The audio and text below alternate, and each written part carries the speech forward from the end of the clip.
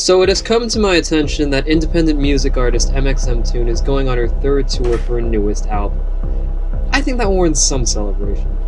With all of the musical content she has produced over the years, will I be able to cover everything before the Dawn and Dust tour begins? Bitch, have you seen my upload schedule? Fuck no!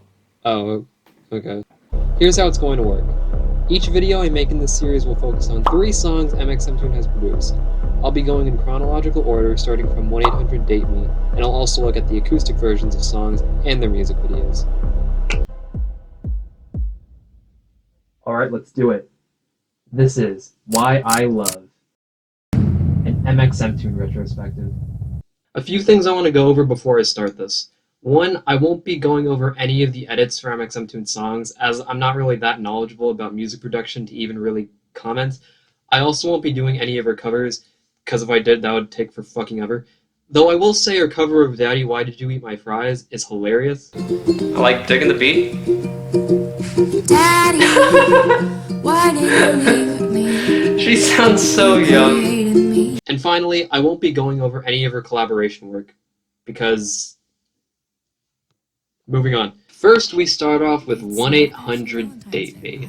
I could not think of a better first song. Like, okay, I know Feelings Are Fatal is technically a more all-encompassing, better representation of the type of music mxmtoon makes, but 1-800-DATE-ME perfectly represents the jank of early mxmtoon. This song is so cringy, but it's like an endearing kind of cringy. Oh my gosh. This brings back memories.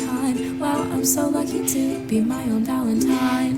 Oh my god, I'm so lumpy. That sounds so sad. Sorry, back to the song. It's a really self-aware song, and the self-deprecating humor is so light and so few in number that it doesn't get annoying. It's really down to earth, and it's one of those songs I can't help but smile to when I listen. This song is also important because it identifies a major component of mxmtoon's identity. Yeah, so mxmtoon as an artist has always been what I like to call the hashtag relatable teen. I prefer Netflix over everyone, so Sure many people can relate. Hashtag relatable teen! And it plays a huge role in the appeal of her music. While I did say the song was really cringy, the awkwardness adds to its charm, and it gives it an edge. Oh my god, I'm so lonely. Oh my god, chill. Sorry, back to the song. This song is also just really well produced. Like, I was surprised at how good it was just as a music piece. Her singing is good, full of personality. Her singing has always been the best part of her music. Oh, guy after guy, crush after crush, I never really figured it out with someone. And while it sounds like she's more talking than singing here, it works for this song. It gives it a nice, casual vibe. The melody is really upbeat, which is honestly kind of rare for mxmtoon. The lyrics are pretty silly, but it's consistent with everything else. Yeah, this is a pretty good song. And when I was in high school, this was like my Valentine's Day anthem, so it holds a special place in my heart. But I do like Pringles. Please date me.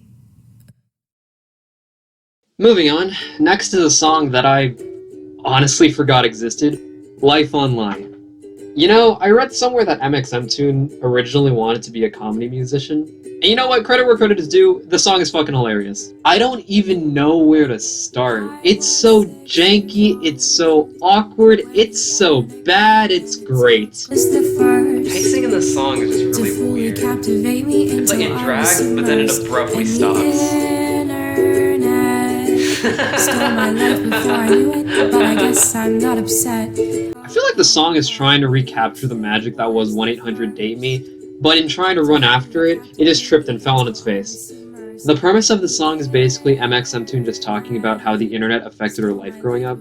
Alright, what's up with the song? First of all, I think she's trying way too hard to be funny and relatable, and the self-deprecating humor just doesn't feel natural here at all. At fucking all. I'm Generation Y. Yeah, we lazy millennials.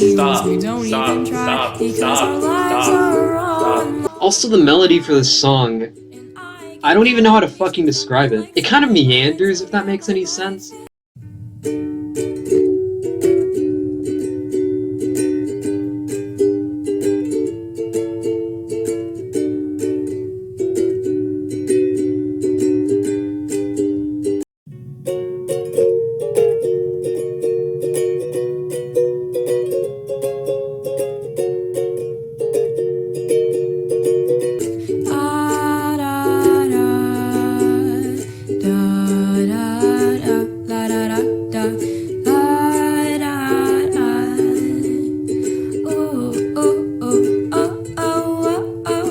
mxmtoon also just doesn't really utilize the concept very well. Like, it's literally just her listing off social media sites and just sparsely commentating over them. Oh my gosh. Tumblr came along. It was a little weird, but I guess it's still good for this song. I even tried Ask Yeah, it's like its song is so padded to I hell. asked my own questions, friends. And she doesn't do anything with these like social media outlets other than just like barely commentating over them and just listing them. And it's like political hooks, and I do can't so much forget more. Snapchat. Also, that was bad. The filters clear my acne, though I look like a rat. And if I wanna know what I did last week, I can always go look on my Twitter feed. However, despite everything I said, I still like this song. The lyrics and the way she sings are so clumsy and the song is so forgettable, but it kind of works to the song's benefit. Like, I forget about all the little things it does that makes me laugh, and so it gets me every time. Because our lives are online, and I gain validation from the likes on my vines. So yeah, my life is on. That was sung so confidently. I love it. Repost, what the hell? That's not fine. And one thing I do legitimately like, and this applies to 1-800-DATE-ME and a few of her other early songs too, is that it starts really picking up near the end in this sort of elongated climax, kind of like Rex Orange County, but not really. Is online, gaining validation from the likes on my vines. Oh yeah, my life is online. I was not born with rhythm. 13 reposts, what the hell? That's not fine. Oh, It was just a neat little thing she used to do in her early music, and I liked it. One thing that does bother me though is that the song just sort of abruptly ends, and it's a little distracting. oh yeah, my life is online. I'm eternally invested, but I guess that's fine. Like, what if I just... We're going to end things off with something, which, I mean, you could argue isn't really a song, and there's probably other things I could go with, but I think this prototype is still worth talking about, if just for the historical value to her career. It's a foreshadowing of things to come, like a pilot to a TV show, or a proof of concept in a video game. Let's have a listen.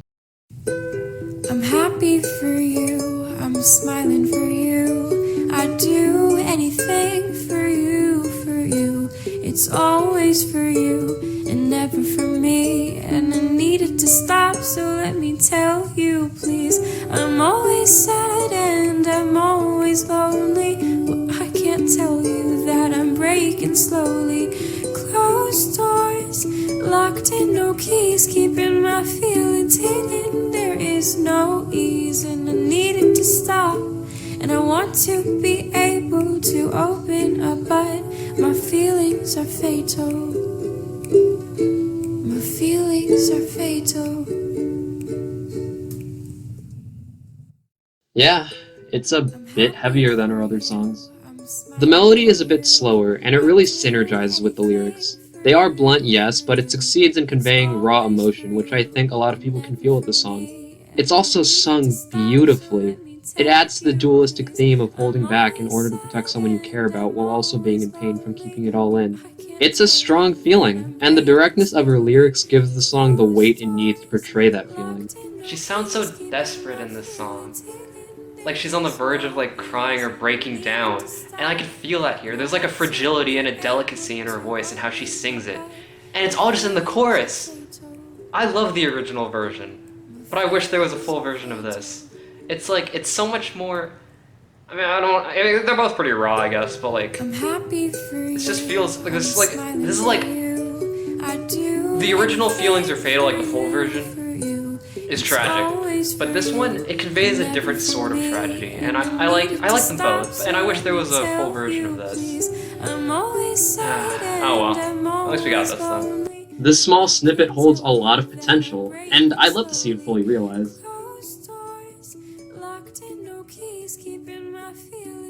Anyway, that'll be it for this part of Why I Love. Hopefully you guys enjoyed it, and I'll see you in the next video. My feelings are fatal.